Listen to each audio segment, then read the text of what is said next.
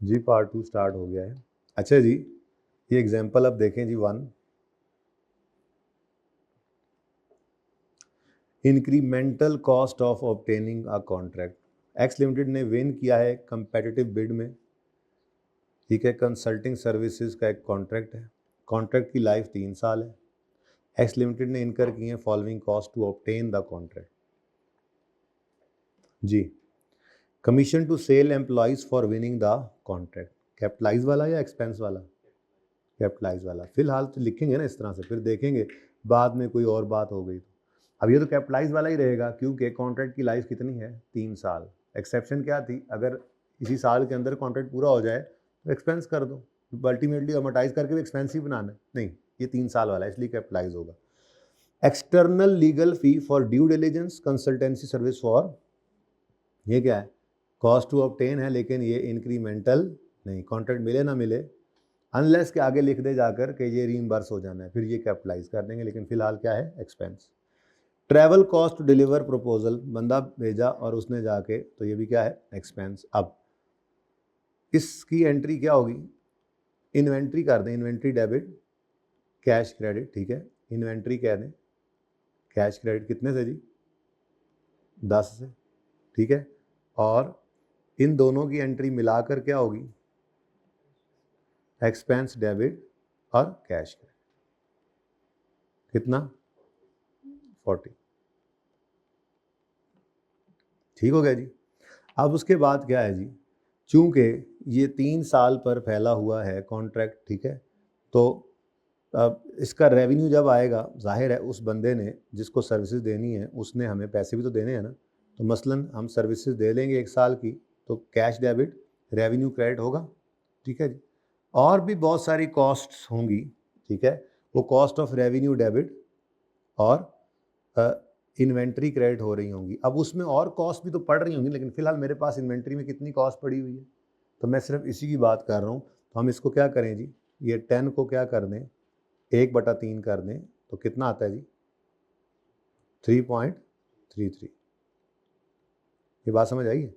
और कॉस्ट भी होंगी, अब वो मेरे सामने चूंकि हैं नहीं ना कि जी इस कॉन्ट्रैक्ट को फुलफिल करने के लिए और कॉस्ट भी तो हो सकती हैं। हमने मसलन लोगों से जिनको सर्विसेज पे लगाया हुआ है उनको हमने कोई तनख्वाह देनी होगी, तो उसकी पेमेंट कर रहे होंगे, तो वो हमारी कॉस्ट ऑफ रेवेन्यू बन रही होगी ना दूसरी तरफ, ठीक है। लेकिन फिलहाल हमने बात सिर्फ किसकी की है? ये जो मेरे पास कॉस्ट आ गई है इसका तो मुझे पता है ना इतनी कॉस्ट है, और इसको कितने साल में बांट कर इनकम एक्सपेंस बनाना है जी? 3 साल पे। ये मुनासिब था। और अगर मिसाल के तौर पे वो अलग से बता दे कि जी रेवेन्यू इतना है और उसकी स्टेज ऑफ कंप्लीशन ये है, और फिर रेवेन्यू की परसेंटेज जो होगी वही इस पर भी लग जाएगी सेम, सही है, क्योंकि मैंने वैसे इसको क्या कर दिया? इन्वेंट्री ही बना दिया है ना। तो ये over the life of contract आपने एक्सपेंस आउट करनी है। अगर स्टेज ऑफ कंप्लीशन ना हो तो आपको पहले दिन ही पढ़ाया था कि ओवर टाइम रिकॉर्ड करने की एक बेस क्या है? Time basis. टाइम बेसिस ना हो तो फिर कोई इनपुट या आउटपुट बेस के ऊपर भी कर सकते हैं, ठीक है। टाइम बेसिस भी तो एक बेसिस है ना ओवर टाइम की, ठीक है जी। पढ़ो जरा इसको। The commission to sale employees is incremental in obtaining contract and should be capitalised as inventory and will be amortized over the external legal fee and travelling are not incremental and they will be expensed out, ठीक है जी। अच्छा, ये क्या है? As a practical expedient an entity may record incremental cost of obtaining contract as an expense. कब? With exception दी थी, व्हेन इनकर्ड। कब? जब if the amortization period of asset that the entity otherwise would have recorded is 1 year और less. अगर 1 साल इससे कम अरसे में ही ये एसेट भी खत्म हो जाना है तो फिर एक्सपेंस आउट ही कर दो, ठीक है। जैसे a sale person earns 5% commission on winning a contract that was signed during January X1, the products will be delivered in current year only, how should the entity account for this commission? तो इसको क्या कर दो? Expense कर दो as incurred, जब incur हो, क्योंकि commission relates to a contract that is. समझ आती है बात? तो कॉस्ट टू ऑब्टेन की समरी क्या बनी फिर? अगर इंक्रीमेंटल है तो अगर कॉन्ट्रैक्ट ना मिलता तो ये कॉस्ट ना होती कमीशन वाली, तो क्या करो? For example commission to staff on winning the contract, तो क्या करो जी? कैपिटलाइज करो एज इन्वेंट्री और रिकॉर्ड करो as an expense when revenue is recorded. When revenue is recorded, इसलिए मैंने क्या बोला? जो आपकी परसेंटेज चल रही थी रेवेन्यू, सारा रेवेन्यू, सारी कॉस्ट, याद आ रहा है ना? तो उस कॉस्ट के अंदर एक कॉस्ट ऐड कर दी ना, एक ये कॉस्ट आ गई और फिर कुछ फुलफिल करने वाली कॉस्ट भी इसमें ऐड हो जाएंगी। तो टोटल कॉस्ट, ठीक है। Note, record as an expense if PO satisfied in, अगर हमारे पीरियड में पीओ सेटिस्फाइड सारा रेवेन्यू रिकॉर्ड है ना, तो फिर इसको भी क्या कर दो, एक्सपेंस आउट कर दो, ठीक है।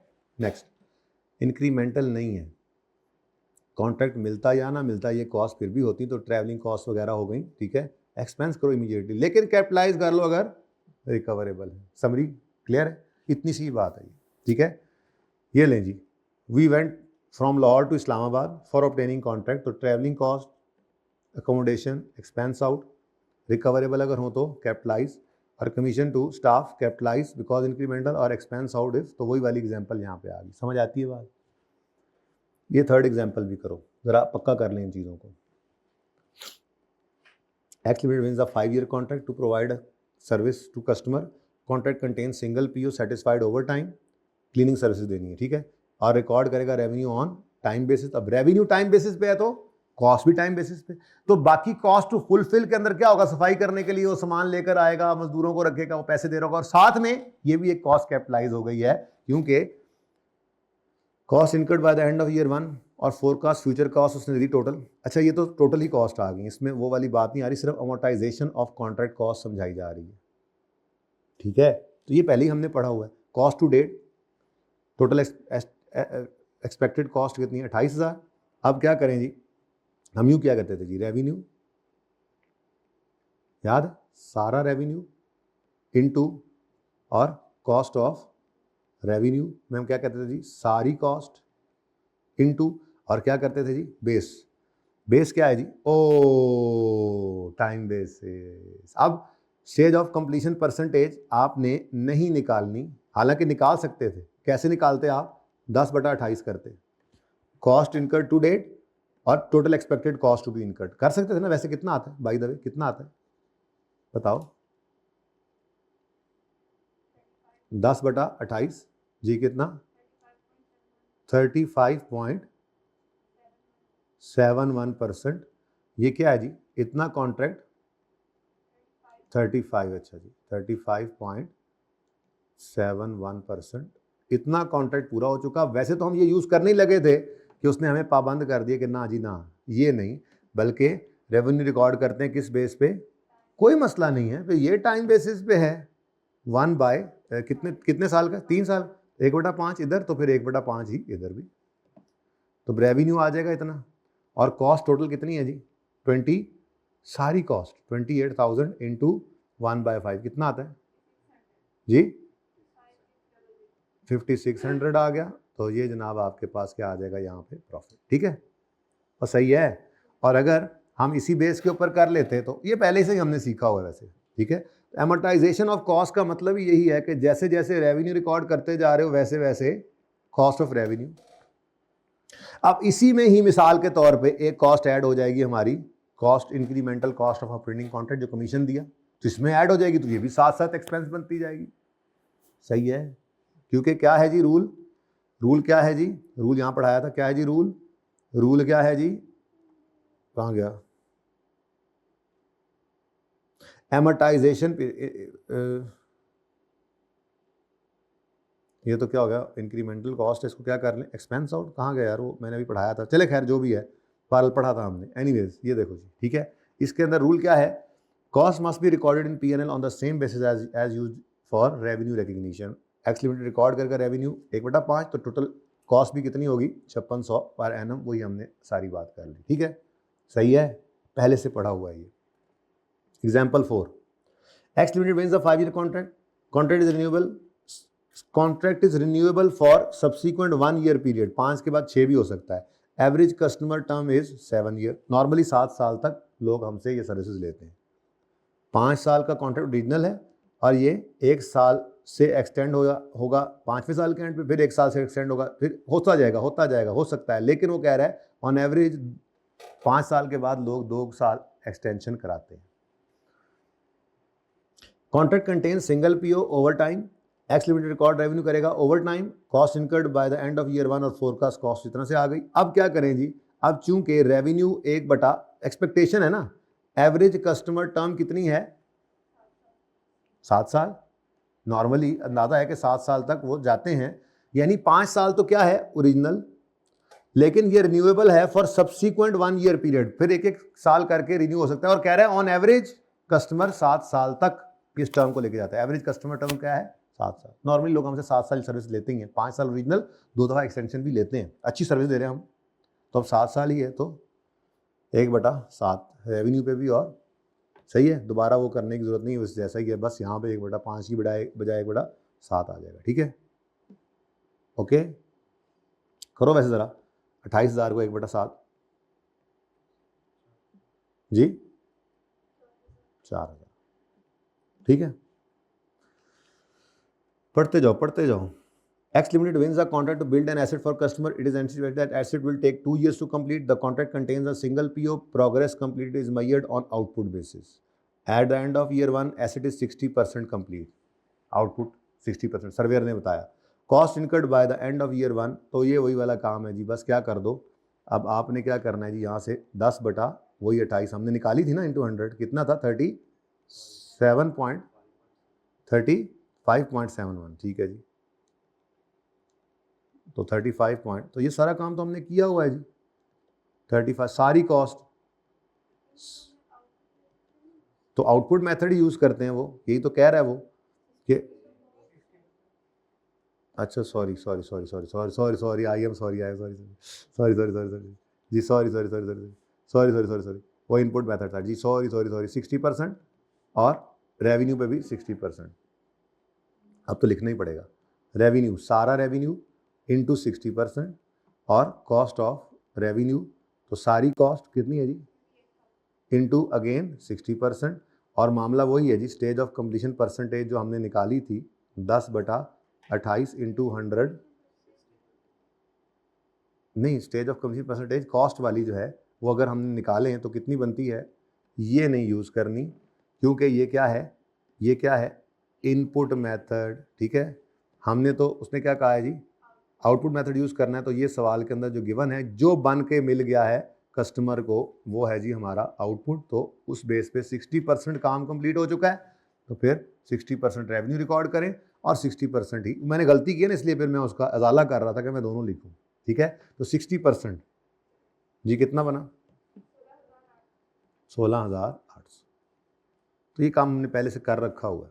चलें जी, पीओ अगर ओवर टाइम सेटिस्फाई हो रही है, एनडी ऑब्टेन कर चुकी है 3 साल का कॉन्ट्रैक्ट, करंट ईयर की कॉस्ट और estimated future cost, total cost नहीं, टोटल करना पड़ेगा कितना, 140। क्या है जी, कैलकुलेट करो cost assuming percentage of completion is calculated on the basis of cost incur to date. तो ये जनाब पहले का आंसर क्या होगा, 50 डिवाइडेड बाय 140 इंटू 100। बोलो, ये सारा काम हमने किया हुआ है, बोलो वही वाला 35 पॉइंट, इसका भी वही है, सुभान अल्लाह। और straight line basis, time basis हो तो फिर क्या करेंगे जी, 1/3। ठीक है, 1/3 का मतलब क्या होता है जी, 33.33%। ठीक है जी, तो ये दोनों बेसिस ही आ सकती हैं, डिवाइड बाय 3 कर दें, 33.33 कर दें, बात तो एक।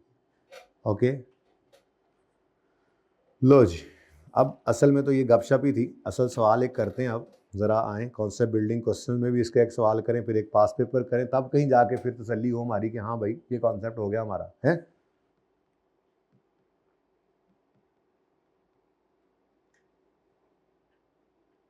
ये देखें पेज नंबर 88, क्वेश्चन नंबर 18।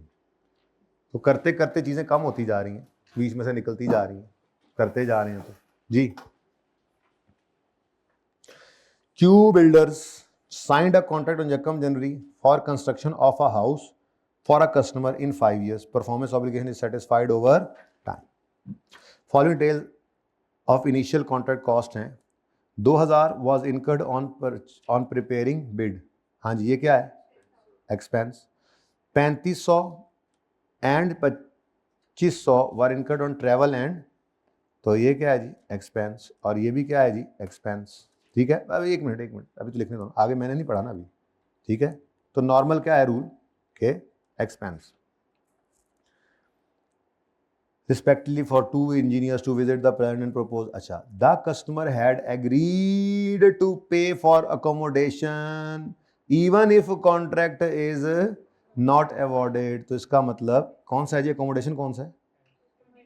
तो ये क्या है जी, ये एसेट है, ठीक है। यूं करते हैं, कैपिटलाइज करना है इसको, क्या करना है जी, कैपिटलाइज। तो पहले तो जनरल रूल क्या था, एक्सपेंस आउट, लेकिन एक्सेप्शन आ गई बीच में, कैपिटलाइज हो गया, डन, ठीक है। Next, 4000 is paid as a commission to sales representative. तो ये क्या है जी, एक्सपेंस, एक्सपेंस ना जी ना, ये तो है ही इंक्रीमेंटल, ये तो असल एसेट था, ठीक है।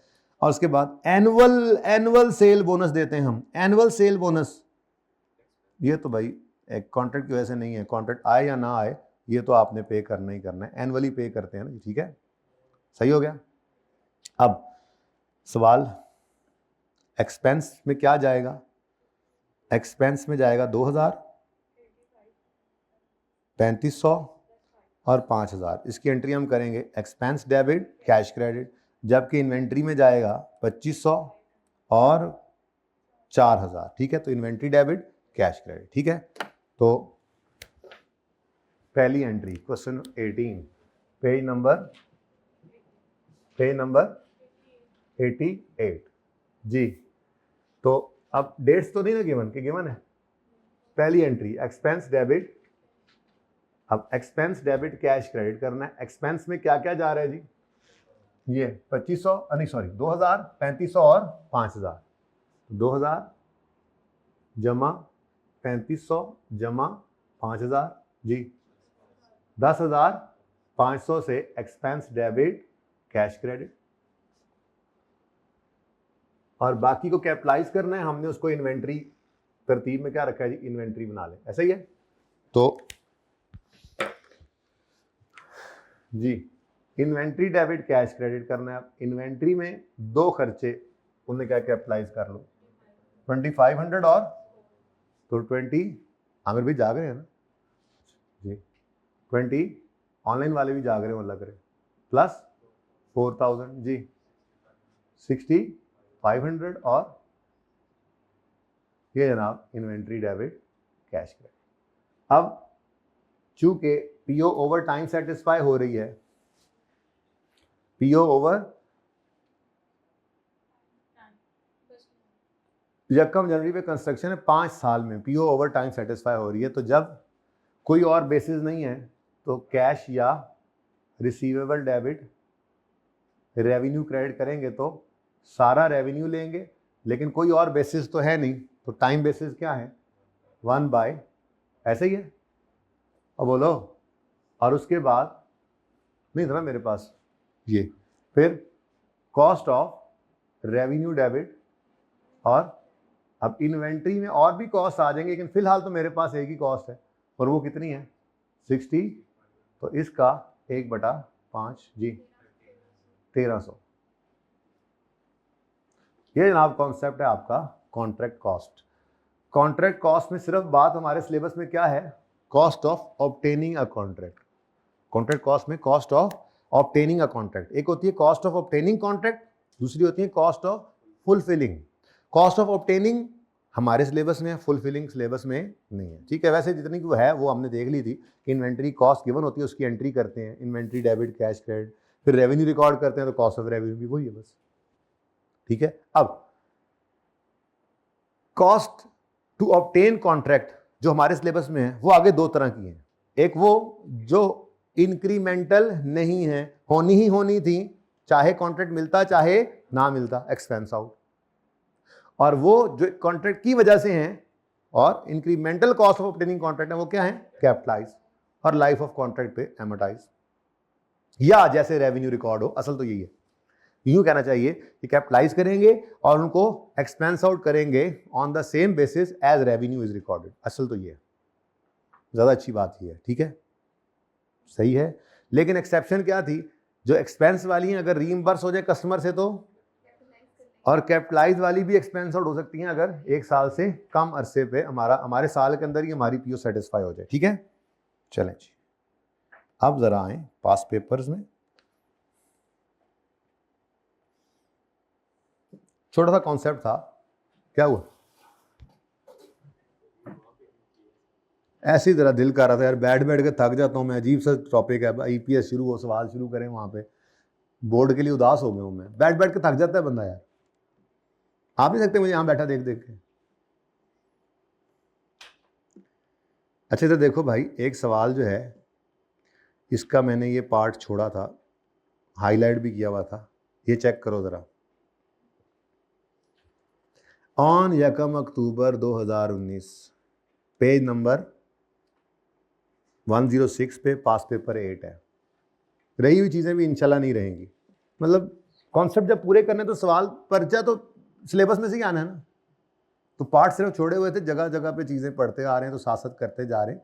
ये नहीं किया कि सारी थ्योरी करके एक ही बार इधर आए, वो भी जो किया हुआ पहले वाला वैसे ही भूल जाए, साथ के साथ पक्का करते जा रहे हैं, फिर बीच में मिक्स भी कर रहे होते हैं हम। ऑन 1 अक्टूबर 2019, ये फाइनेंशियल स्टेटमेंट ट्रिच मीर की हैं फॉर द ईयर 31 दिसंबर 19, और revenue from contract with customer review करते उन्होंने ये मैटर्स देखे हैं। On 1 October 19, TML sold machine C to Chan limited for 25 million as per, ये चैन पढ़ने में अंग्रेज लोग चैन पढ़ेंगे, हम तो चन पढ़ेंगे, चन, ठीक है। चन आगे कौन सा था, धन, फिर कौन सा है, बस आगे उसने नाम ही लिखा, चन और धन के बाद, चलें खैर जी। तो चन लिमिटेड को एक मशीन सेल कर रहे हैं, as per contract payment would be made after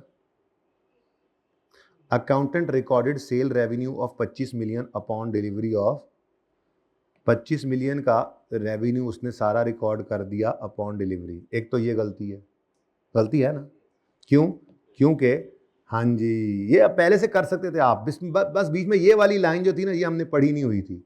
तो पहला तो क्या है जी कि भाई आपने सिग्निफिकेंट फाइनेंसिंग कंपोनेंट था, तो आपने तो गुड्स आज डिलीवर किए हैं, सोल्ड मशीन, ठीक है, लेकिन पैसे आने हैं 2 साल बाद, तो आपने आज सेल बुक करनी है प्रेजेंट वैल्यू पर, ठीक है, प्रेजेंट वैल्यू पर सोल्ड आज है ना, तो प्रेजेंट वैल्यू पर सेल बुक करनी है, और डेटर बुक करना है, और फिर उसको ग्रो कराना है, और इंटरेस्ट इनकम बुक करनी है। लेकिन उसने क्या किया, सारा 25 ही आज रिकॉर्ड, एक तो ये गलती है। और अगली गलती पढ़ो, further commission paid to sale employees for winning the contract, this is cost of obtaining contract, और वो भी कौन सी वाली, इंक्रीमेंटल है। तो इसको क्या करना है, पहले बताओ इसको क्या करना है, इसको कैपिटलाइज करके फिर एक्सपेंस आउट करना है over the period of contract. वो क्या कह रहा है जी, उसको further commission paid to sale, बल्कि पीओ जब सेटिस्फाई होनी है, ऐसे है ना, इसको कैपिटलाइज करके एक्सपेंस आउट करना है जब पीओ सेटिस्फाई हो, जैसे पीओ, यही कह सकते हैं ना, ठीक है। अब further commission paid to winning contract was capitalised, ये सही कर दिया इसने, नहीं बेटा, यहीं पे तो बात असल में आई है। क्या कहा था मैंने कि इंक्रीमेंटल कॉस्ट जो है, incremental cost of obtaining contract, general rule क्या है जी, इसको कैपिटलाइज करेंगे एंड एमर्टाइज करेंगे, ठीक है, एज, मैंने बोला था कि ये चेंज कर लो, अच्छी बात है, एज पीओ इज सेटिस्फाइड, या ओवर लाइफ ऑफ कॉन्ट्रैक्ट। अब वो ओवर लाइफ ऑफ कॉन्ट्रैक्ट से धोखा पड़ गया ना, अकाउंटेंट को भी, आपको भी पड़ सकता था, इसलिए मैंने पहले ही तैयारी करा ली। क्या असल बात क्या है, जब पीओ सेटिस्फाई हो। फिर ये क्या था, ये तो क्या था, ट्रीटमेंट, अकाउंटिंग ट्रीटमेंट यही था, बोलो, लेकिन एक्सेप्शन क्या थी, अगर हमारी पीओ विद इन आर सा, हमारी एक्सेप्शन क्या है जी, exception if PO is satisfied within our period, then क्या करो, देन एक्सपेंस आउट करो।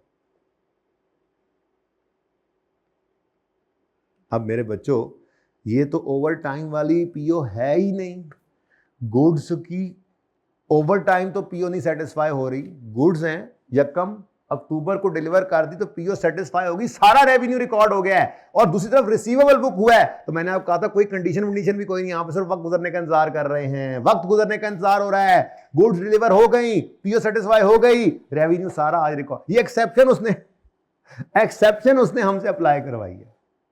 Very beautiful. मैं कहना क्या ही बात है। तो पास पेपर 8 का 1 भी कर ही दें फिर इधर है जी, पास पेपर 8 का 1। तो सबसे पहले जनाब छोटी सी वर्किंग करें यहाँ पे, जिसमें हम क्या करेंगे, डेट, अपना नॉर्मल काम तो करें ना, डेट, डिस्क्रिप्शन और डेटर होगा ना। अब यकम अक्टूबर है, बोलो साल कौन सा है, ठीक है। सेल बुक करनी है हमने प्रेजेंट वैल्यू पे। तो अब कितने की बेची मशीन, 2.25 की। डिस्काउंट रेट कहीं गिवन है, इसी में गिवन है, 10% per annum applicable discount rate है।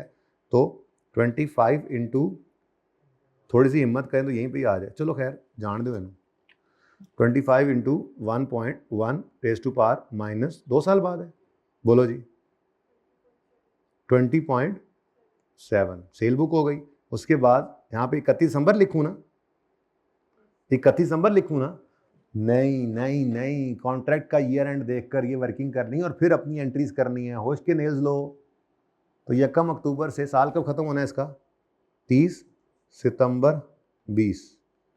इंटरेस्ट इनकम फ्रैक्शन बाद में लगाएंगे जी, 20.7 इंटू 10% बोलिए 2.01 कर लूँ, बड़ी मेहरबानी 2.1, ठीक है जी।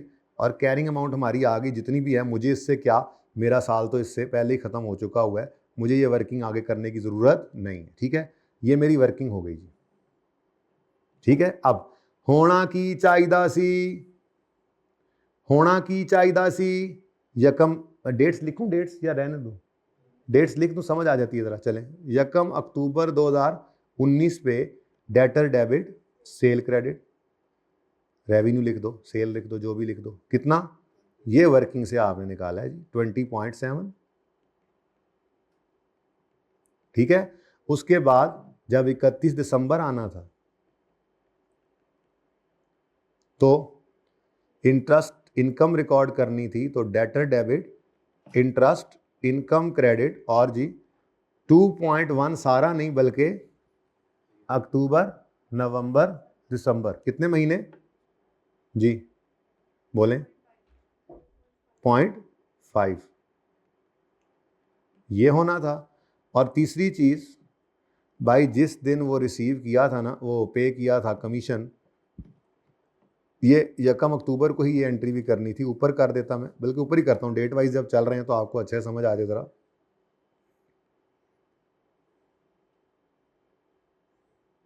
जी यकम अक्टूबर को ही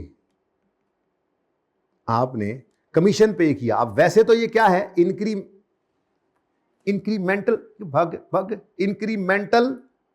वैसे तो ये इंक्रीमेंटल है, इसके लिए तो मेंटल हुआ है, 1.6 तो इंक्रीमेंटल है। लेकिन मसला क्या है, पीओ सेटिस्फाई हो रही है हमारे ही साल में सारी की सारी। पीओ ओवर टाइम सेटिस्फाई नहीं है तो रेवेन्यू भी ओवर टाइम नहीं है, तो कॉस्ट भी ओवर टाइम नहीं है भाई। अगर कॉस्ट गिवन होती तो कॉस्ट की एंट्री भी इकट्ठी यहीं पे हो जाती है, यकम अक्टूबर को cost of revenue debit inventory credit. अब तो सिर्फ वक्त गुजरने का इंतजार हो रहा है, इंटरेस्ट इनकम बुक कर रहे हैं हम, ठीक है। तो हालांकि ये तो इंक्रीमेंटल वाला, मेंटल वाली कॉस्ट थी, कैपिटलाइज वाली थी, लेकिन चूंकि पीओ हमारे साल में सेटिस्फाई होगी तो इसको असल में करना क्या था, एक्सपेंस आउट करना क्या था, एक्सपेंस डेबिट और कैश क्रेडिट 1 पॉइंट कितना है जी 1.6। अब ये तो एक्सेप्शन पढ़ी हो तो तब ना, अब इतवार वाले दिन छुट्टी कर ली, उस्ताद ने बुलाया हुआ था, ये पढ़ी नहीं एक्सेप्शन। बाद में साथ वाले से पूछा क्या पढ़ा, उनका कॉस्ट टू ऑब्टेन और कॉस्ट टू ऑब्टेन के अंदर दो तरह की थी, इंक्रीमेंटल और दूसरी कौन सी थी, नॉट इंक्रीमेंटल। इंक्रीमेंटल है उसको कैपिटलाइज करना और नॉट इंक्रीमेंटल को एक्सपेंस आउट करना, बस ये सुन लिया तो उस अकाउंटेंट ने फिर ये कर दिया, ठीक है ना। अब उसने क्या किया है, नंबर वन उसने सारे का सारा डेटर रेवेन्यू रिकॉर्ड किया है 25 मिलियन। अब 25 मिलियन का अपॉन डिलीवरी 25 मिलियन का रेवेन्यू रिकॉर्ड किया, तो फिर दूसरी तरफ क्या होगा? फिर बेटा जी दूसरी तरफ डेटर ही है। ये तो नहीं हो सकता फिर उसने छोड़ दिया और सिंगल एंट्री की हो। तो 25 मिलियन का रिसीवेबल बुक कर गया। नंबर 2 उसने क्या गलती की, कहता है जी ये 1.6 को भी क्या कर गए भाईजान, इन्वेंट्री कर लो, जो भी कर लो, इन्वेंट्री डेबिट, ये इन्होंने कैपिटलाइज किया है। और माशाल्लाह माशाल्लाह माशाल्लाह फिर बहुत अच्छे तरीके से इन्होंने ट्रीटमेंट करते हुए इसको एमोटाइज भी किया है, ठीक है। एक्सपेंस 1.6, अब 2 साल पे बोलो 1/2 कर दें या डिवाइड बाय 2 कर दें यार। एक मिनट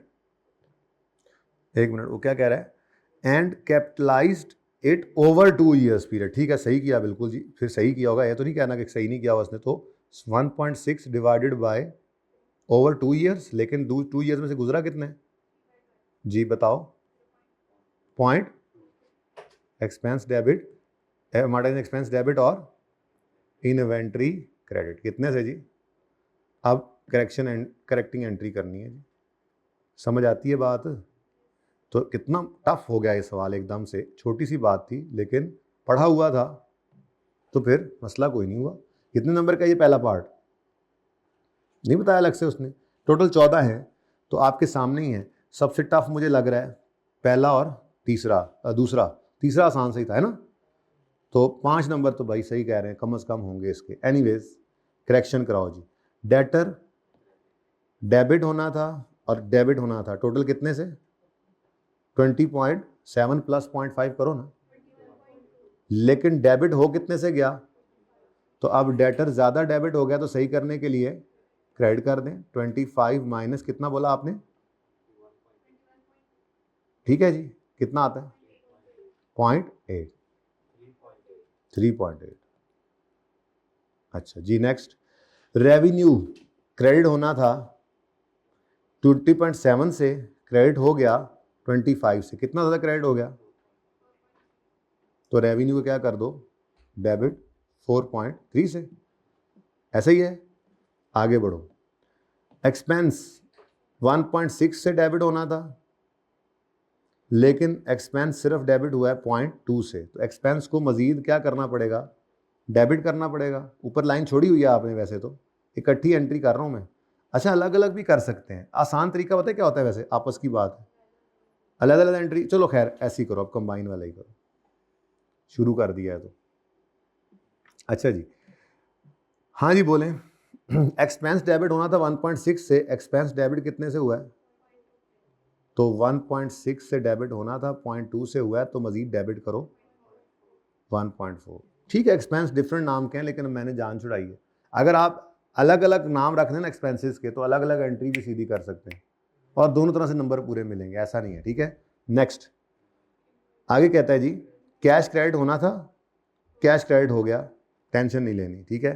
कैश के मामले में गलती होती नहीं अकाउंटेंट की। नेक्स्ट, अब क्या रह गया जी? इंटरेस्ट इनकम क्रेडिट होनी थी, नहीं हुई, इंटरेस्ट इनकम को क्रेडिट करें, कितने से? 0.5 से, ठीक है जी। और अब रह गया ले देकर क्या, इन्वेंट्री नेट में कितने से डेबिट हुआ है जी? 1 पॉइंट, क्या ये होना चाहिए था डेबिट? तो सही करने के लिए क्या कर लो, क्रेडिट कर लो। तो ये इन्वेंट्री नाम की चीज़, ये कैपिटलाइज ही उसने गलत किया। चलो कुछ उसने कम भी कर लिया लेकिन बहरहाल कितना, आप बताओ बराबर होगी एंट्री? ये इकट्ठी एंट्री भी कर सकते हैं आप, अलग अलग भी कर सकते हैं, दोनों तरह से आपको नंबर पूरे मिलेंगे। ठीक है जी, तो ये ना अल्लाह अल्लाह करके हमारा पास पेपर 8 ख़त्म हो ही गया। ठीक है यार, अभी वो रहता है स्टेप आखिरी, स्टेप 2। थोड़ा अभी तो थोड़ा सा तो, अभी थोड़ा सा तो पढ़ो। आज तो एक्स्ट्रा क्लास नहीं है ना, तो आज तो आपको होमवर्क में भी एक आधा सवाल मिल सकता है।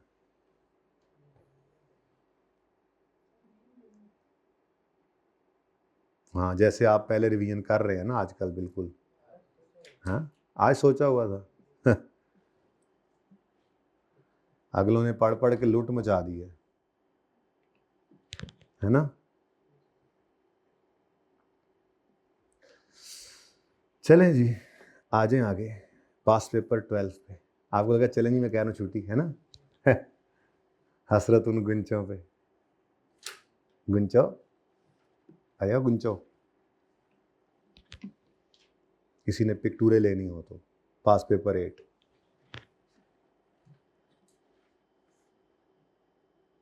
पंद्रह 20 मिनट और पढ़ना है बस, उससे ज़्यादा नहीं पढ़ेंगे, ठीक है, छुट्टी बस। अरे यार डिस्टिंक्ट वो जो स्टेप 2 है ना, वो मतलब मैंने तफसील बेशक उसकी कल करेंगे, लेकिन पता ही आपको आज छेड़ के तो भेजना है ना, यू नो, ठीक है। चलो फिर ऐसा कर लो ना, छोटू सा सवाल जो है वो होमवर्क में लो। वैसे 12 जो है वो मैं करवाने लगा था, लेकिन पढ़ो ज़रा। 12 में कहते हैं एनालाइज करो ट्रीटमेंट सजेस्टेड बाय CFO और ब्रीफली एक्सप्लेन करो CFO को ब्रीच तो नहीं कर रहा। सुभान अल्लाह, एथिक्स 7 गुस्सा है।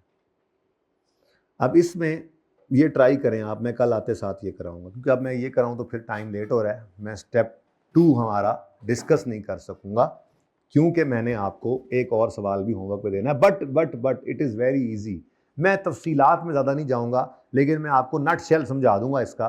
तफसीलात तो पढ़ते ही हैं हम, लेकिन अब देखो ना, हमने प्रेजेंटेशन को आज पूरा किया है, लेकिन प्रेजेंटेशन को शुरू तो हमने 4 दिन पहले से किया हुआ है, यानी 4 लेक्चर में उसका जिक्र होता रहा, इधर से पढ़ उधर से कर, ये करते कराते फिर अल्टीमेटली तो पहले अंग्रेजी पढ़ के हम नहीं जा रहे होते, बस उलट चल रहे होते हैं, ठीक है। तो इसलिए पहले तो अप्लाई करना है ना, तो ज़रा थोड़ी सी बात बहरहाल करनी है वहाँ से। तो 12वां होमवर्क में है, इंशाल्लाह एक और होमवर्क में पार्ट होगा, सिर्फ वो होगा 13 का 2, ठीक है। बस ये 2 सवाल होमवर्क में, ज़्यादा नहीं। उसके बाद बाकी बचा ही कुछ नहीं। 14वां हम कर चुके, 15वां कर चुके, 16वां कर चुके, 17वां कर चुके, 18वां कर चुके, 19 रहता है बस, ठीक है भाई, सब कुछ कर चुके अल्हम्दुलिल्लाह हम, ठीक है। तो ये अब कल आते साथ जाहिर है ये दोनों मुझे डिस्कस करने पड़ेंगे, ठीक है। तो 12वां पूरा थोड़ा सा ही है और 13वें का पार्ट 2, ठीक है जी। ऊपर भी 1-2 सवाल हैं छोटे मोटे, लेकिन हम बस प्रिंसिपली तकरीबन इसको ख़त्म कर चुके हैं। बस मैं आपको स्टेप 2 थोड़ा सा पढ़ाऊंगा और उसके बाद पास पेपर 13 का 2 सिर्फ रीड करूंगा, उसके बाद फिर आपको छुट्टी दे दूंगा, ठीक है।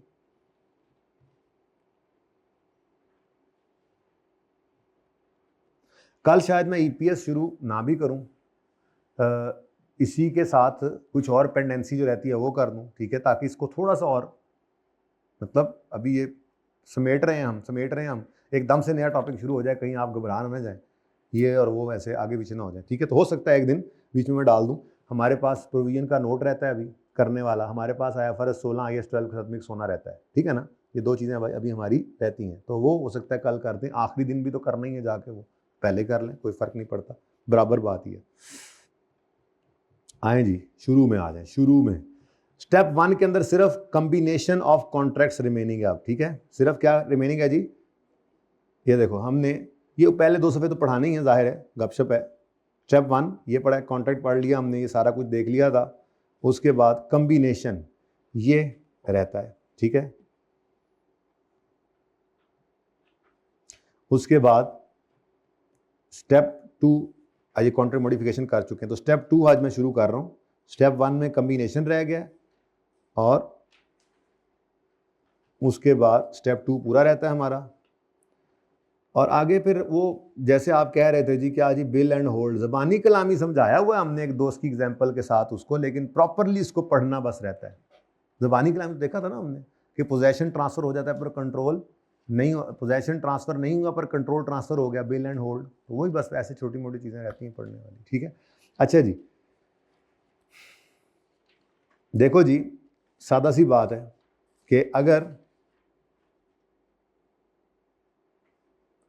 गुड सर्विसेज जो कि डिस्टिंक्ट हैं, तो परफॉर्मेंस ऑब्लिगेशन क्या है, एक प्रॉमिस है to transfer to customer, page number 17 पे। ये तफसील बाद में बताऊंगा, फिर थोड़ी सी बात कर रहा हूँ PO की डेफिनेशन, कि परफॉर्मेंस ऑब्लिगेशन एक ऐसा वादा है जिसमें कस्टमर को हम ट्रांसफ़र करेंगे या तो गुड्स और सर्विसेज जो कि डिस्टिंक्ट हैं, ठीक है, या फिर series of distinct good services.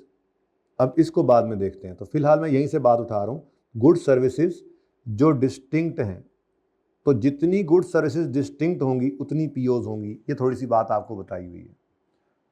Distinct का मतलब क्या है असल में, अब ये समझना ज़रूरी है, ठीक है।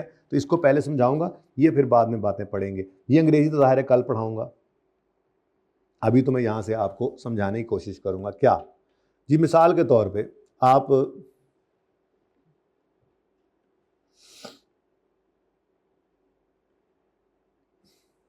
जलाल सन्स पे चले गए, कल परसों में गया था, तो मैंने गया तो मैं कोई और चीज़ लेने था, वहाँ पर मैंने देखा जनाब वहाँ पे बेहतरीन अपना पहले फ्लोर पे उन्होंने, बल्कि अब तो पहले फ्लोर पे उन्होंने वो बना दिया है, वो पता नहीं जिस पे मैं गया था शायद उस पर ऐसा होगा, पहले फ्लोर पे जनाब उन्होंने यहाँ पे वो रेस्टोरेंट टाइप बेकरी टाइप बनाया हुआ है, वहीं पे जनाब वो पिज़्ज़े शीज़े बना के सैंडविच बना के जनाब खिला रहे थे आवाम को। सीढ़ियाँ चढ़ के जब ऊपर गए तो ऊपर फिर कुछ जो है वो आइटम्स के लिए फिर ग्रॉसरी उससे ऊपर और फिर इस तरह से करके, ठीक है। अब मिसाल के तौर पे इन्होंने रूफ टॉप के ऊपर ना जी, रूफ टॉप पे एक कॉफ़ी शॉप भी बनाई हुई है, ठीक है। अब यहाँ पे कॉफ़ी शॉप है और दरमियान में यहाँ पर ग्रॉसरी वगैरह के जो आइटम्स हैं सारे स्टोर, ठीक है। गोश्त भी यहीं से मिल रहा है, टमाटर भी, प्याज भी, सब कुछ यहाँ से मिल रहा है, ठीक है। केचप भी मिल रहा है, ऑयल भी मिल रहा है, एवरीथिंग, नमक मिर्चें सारा कुछ दरमियान में है। रूफ टॉप पे कॉफ़ी शॉप बनाई है और बेसमेंट में मतलब ग्राउंड फ्लोर में क्या बनाया, बेकरी, ठीक है। अब आप गए जलाल सन्स पे, एक बंदा जलाल सन्स पे गया, ठीक है, और उसने कहा जी मुझे चिकन दे दें, मुझे प्याज दे दें, मुझे टमाटर दे दें। फिर उससे ऊपर वाले फ्लोर पे गया और जाके बोला जी मुझे केचप दे दें, केचप, केचप लिखा हुआ है किताब में, केचप दे दें, ठीक है जी, और ब्रेड दे दें।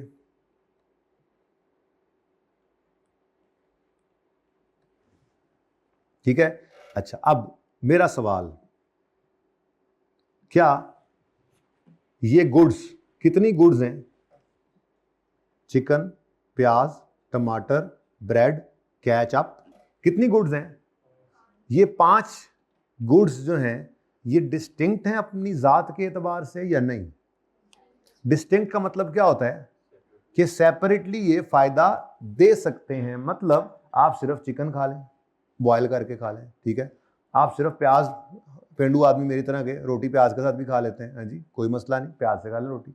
टमाटर सिर्फ खा लें, भूख लगी हो जनाब, रात को उठते हैं फ्रिज से टमाटर मिला, कोई नहीं, काटा नमक लगाया खा लिया, हाँ जी। केचप है, अलग से भी केचप कुछ लोग खा लेते होते हैं, अच्छा लगता है। ब्रेड अलग से खा सकते हैं। यानी ये सारी चीज़ें ऐसी हैं जो ऑन देयर ओन डिस्टिंक्ट हैं, यानी अलग अलग फायदा दे सकती हैं, ठीक है। अब 1 मिनट पहले मैंने ये बात की कि क्या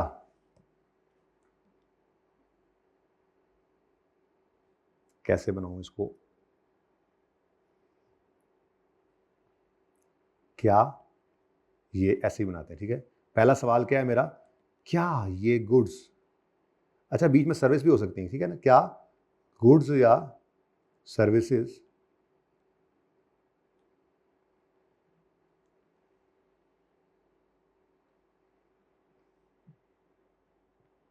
अपनी ज़ात के एतबार से, अपनी ज़ात के एतबार से डिस्टिंक्ट हैं?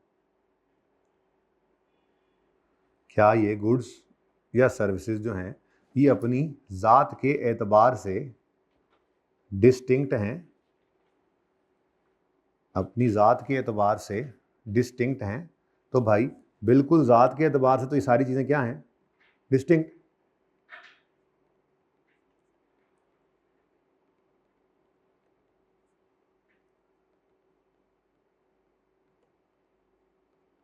ठीक है जी, ये मेरा सवाल नंबर 1 है, क्या ये गुड्स अपनी ज़ात के एतबार से डिस्टिंक्ट हैं?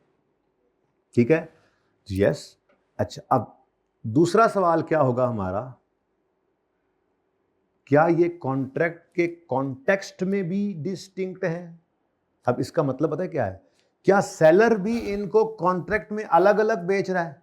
अब ये डिपेंड करता है 2 सिचुएशन अलग अलग पे। तो पहले मैं सवाल दूसरा लिख लूं। क्वेश्चन नंबर 1 मेरा क्या है, सवाल नंबर 1, क्या ये गुड सर्विसेज अपनी जात के एतबार से डिस्टिंक्ट है, ठीक है जी। इसका आंसर यस भी हो सकता है, नो भी, ठीक है। नंबर 2 क्वेश्चन, क्या सेलर इन सब को, क्या सेलर इन सब को इस कॉन्ट्रैक्ट के कॉन्टेक्स्ट में भी अलग अलग बेच रहा है? क्या सेलर इन सब को कॉन्टेक्स्ट ऑफ कॉन्ट्रैक्ट में भी अलग अलग बेच रहा है? क्या मतलब, अभी समझ आ जाएगा। कॉन्टेक्स्ट ऑफ कॉन्ट्रैक्ट में भी,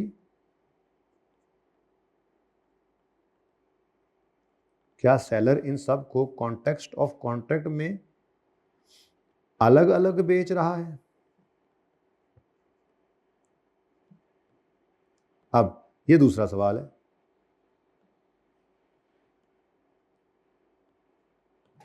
ठीक है जी। अब ये 2 सवाल हैं जी, इन 2 सवाल का जवाब अगर यस है तो फिर इस कॉन्ट्रैक्ट में सेलर की 5 पीओज हैं, टमाटर, प्याज, चिकन, केचप, ब्रेड। और अगर इन दोनों का जवाब यस नहीं है तो फिर देखना पड़ेगा क्या है। अब सिचुएशन बनाते हैं हम 2। सिचुएशन 1, कस्टमर 1 आया। कस्टमर 1 जो है वो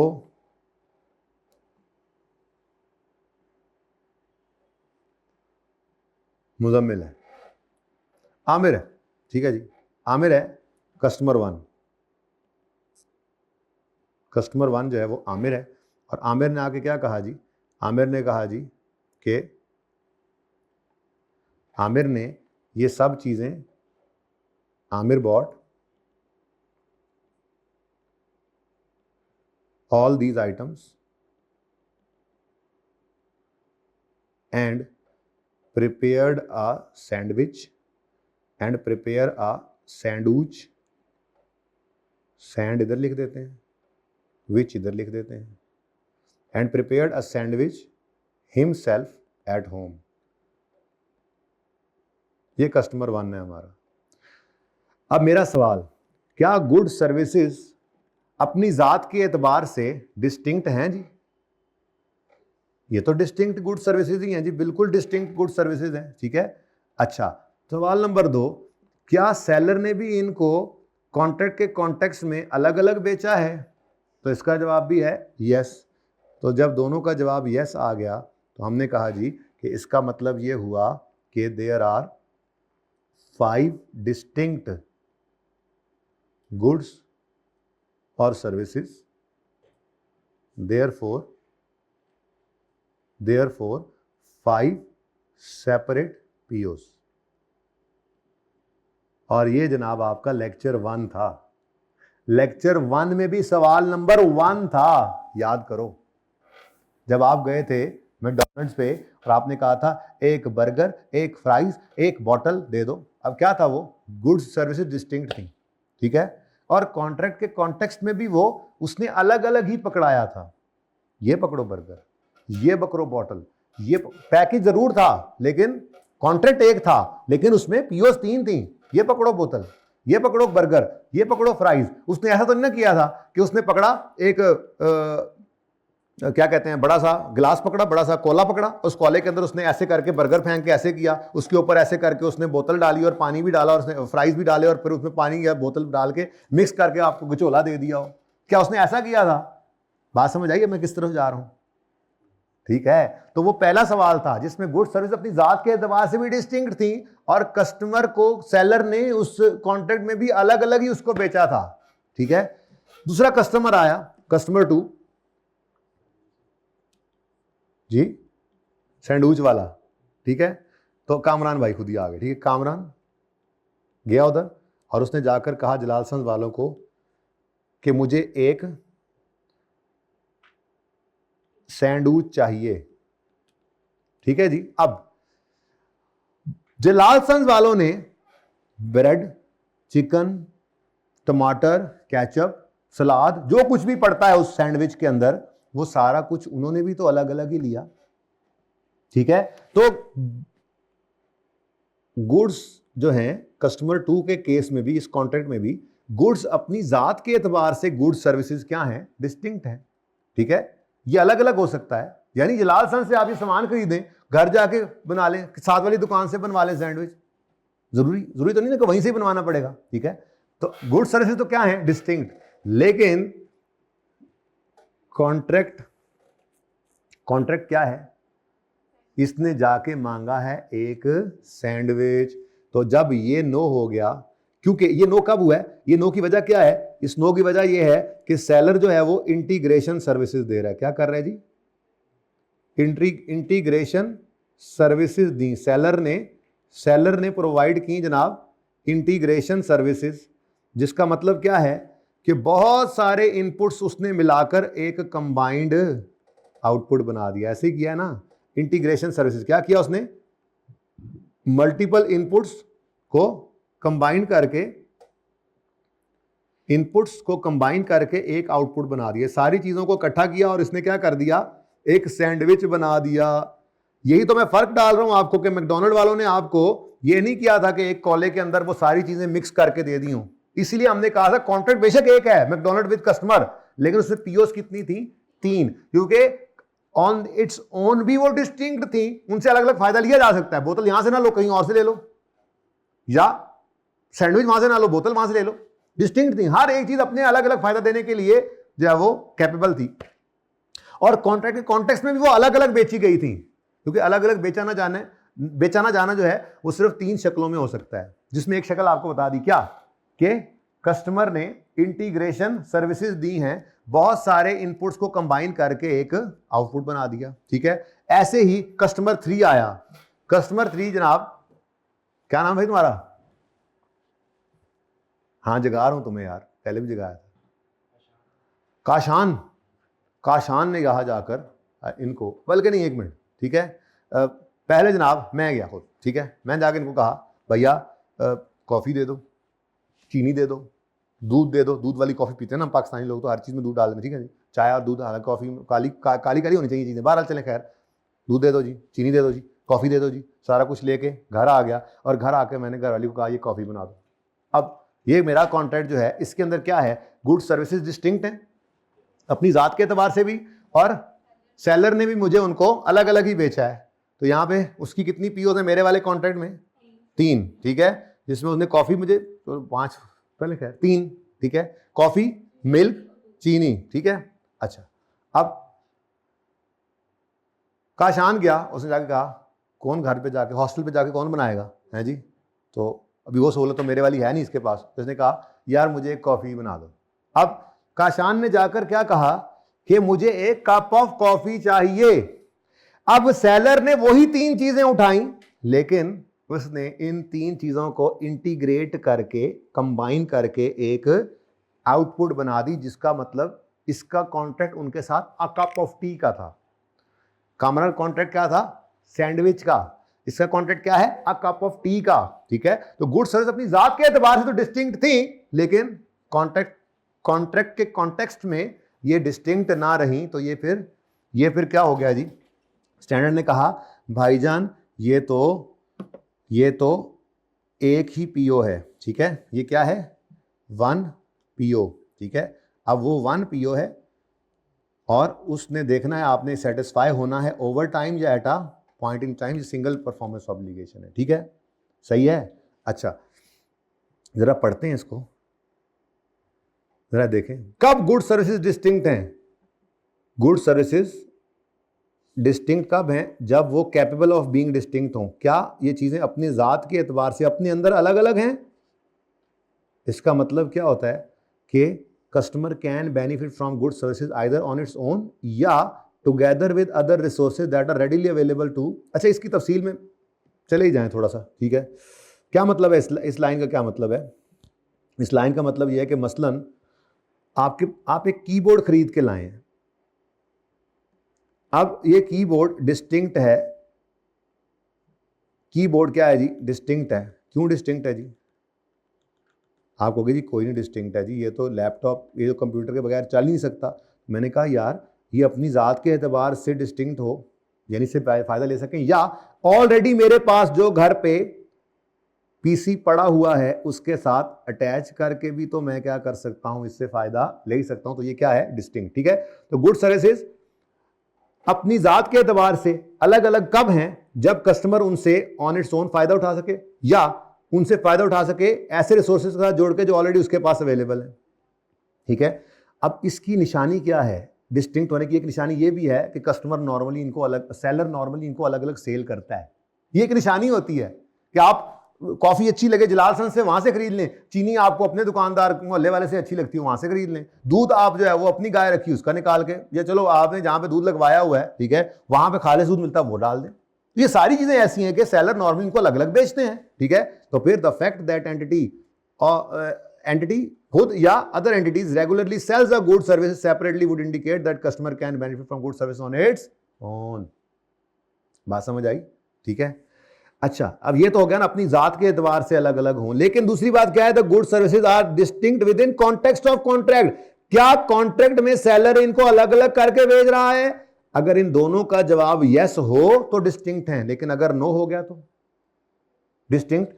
अब यहां पे उसने नो वाली बातें बताई हैं। If good services are used as input to create a combine output, या एक इनपुट है टू मॉडिफाई आउटपुट, या हाईली इंटररिलेटेड है, तो these goods are not distinct. ये मिसाल आपको दे दी मैंने, कप ऑफ कॉफी, सैंडविच, बहुत सारे इनपुट्स को मिलाकर एक आउटपुट बनाया। इनपुट है टू मॉडिफाई एन आउटपुट।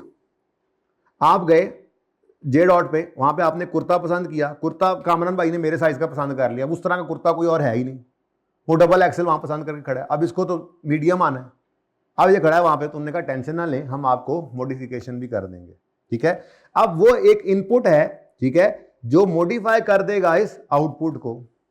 ठीक है, तो ये भी एक निशानी है कि ये दो पीओज नहीं, एक ही पीओ है। उल्टा क्या हो गई, तो पीओ ही एक बन गई। इट हाईली इंटर दो, अच्छा पीओज दो हैं, पीओज दो हैं, एक मिनट सॉरी, ये एक क्या है, सूट, दूसरा क्या है, मॉडिफिकेशन अल्टरेशन सर्विसेज। ठीक है, सही है, बात समझ आई?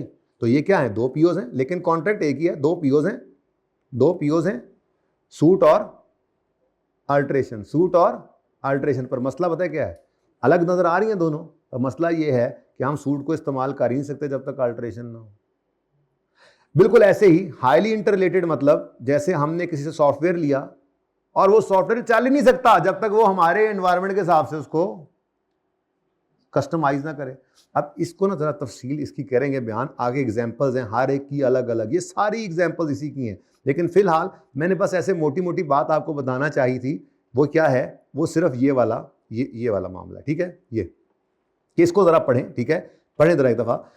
Good services that is promise to a customer is distinct if both following criteria are met. Goods are capable of being distinct, मतलब अपनी जात के एतबार से डिस्टिंक्ट है, एंड कॉन्टेक्स्ट ऑफ कॉन्ट्रैक्ट में भी डिस्टिंक्ट है। ठीक है, कॉन्ट्रैक्ट ऑफ कॉन्टेक्स्ट में कब डिस्टिंक्ट नहीं है, जब good services are used as an input to create a combine output, या are input to modify an output, या आर हाईली इंटररिलेटेड। ठीक है, अब इफ अ प्रॉमिस गुड और service is not distinct, an entity shall combine those good services with promise good service until it identifies a bundle of good service that is distinct. क्या मतलब, ये दो अलग अलग नजर आ रहे थे, लेकिन इनको क्या कर दिया, एक पीओ है जी, सूट डिलीवर करना है, कस्टमाइज हुए बगैर हो ही नहीं सकता। मिसाल के तौर पे कहता है यहां तक कि कभी कभी ऐसा होगा कि एंटिटी करते करते करते करते कंबाइन जो है यहां पहुंच जाएगी कि पीओ ही एक बच जानी है। ठीक है, तो ये बात इंशाल्लाह कल तफसील से पढ़ेंगे, अभी तक सिर्फ इतनी सी बात, ये इतनी सी बात सिर्फ याद रखनी है। क्या गुड सर्विस अपने जात के एतबार से डिस्टिंक्ट है, कॉन्ट्रैक्ट कॉन्टेक्स्ट में भी डिस्टिंक्ट है, तो फिर जितनी डिस्टिंक्ट गुड सर्विसेज हैं उतनी पीओज। लेकिन अगर डिस्टिंक्ट कॉन्ट्रैक्ट के कॉन्टेक्स्ट में नहीं रही तो फिर अब उसकी तीन शक्लें हैं, तफसील कल इंशाल्लाह। क्या कि बहुत सारी इनपुट्स मिलकर कंबाइन आउटपुट बना रही हैं, या इनपुट मॉडिफाई कर रही है आउटपुट को, या दोनों हाईली इंटर रिलेटेड हैं, तो ये फिर कॉन्ट्रैक्ट के कॉन्टेक्स्ट में डिस्टिंक्ट नहीं रहेंगी, फिर इनको कंबाइन कर देना है आपने। ठीक है, अब सिर्फ एक सवाल नंबर 13 का मैं शक्ल दिखा दूं आपको। ठीक है, शक्ल सिर्फ दिखानी है, वो तो आपका होमवर्क है ना, कल करवाऊंगा। ठीक है, एक नजर बस इस पर डालें जरा। वो आ ही नहीं रहा, इतना दूर है, रिक्शा करा के जाना पैंदा यार। आ गया जी, इधर देखें। आल एंटर हुए contract with crescent limited for sale of 10 units of its state of the art 3D printers. ठीक है। आगे कहता है हार्डवेयर है और प्रिंटिंग सॉफ्टवेयर है। RD sells 3D printer hardware along with software as hardware can not be use without, तो ये मैंने कल ही बता दिया था। तो ये दो POs बजाय नजर आ रही हैं लेकिन ये एक ही है कि हार्डवेयर चल ही नहीं सकता बगैर इस सॉफ्टवेयर के। जैसे आपकी विंडो के बगैर आपका कंप्यूटर चल ही नहीं सकता, तो आपने i38 में क्या किया था, उसको PPE में ही डाल दिया था। तो खैर ये एक PO है, ठीक है। उसके बाद फिर सॉफ्टवेयर अपग्रेड्स भी हैं और फिर मेंटेनेंस सपोर्ट भी है, ठीक है। तो ये अब आपका होमवर्क है, थोड़ा सा आपने कंबाइन किया इन POs को, ठीक है जी। ओके, तो सवाल सिर्फ वही दो होमवर्क में, 13 का 2 और 12। अल्लाह हाफिज।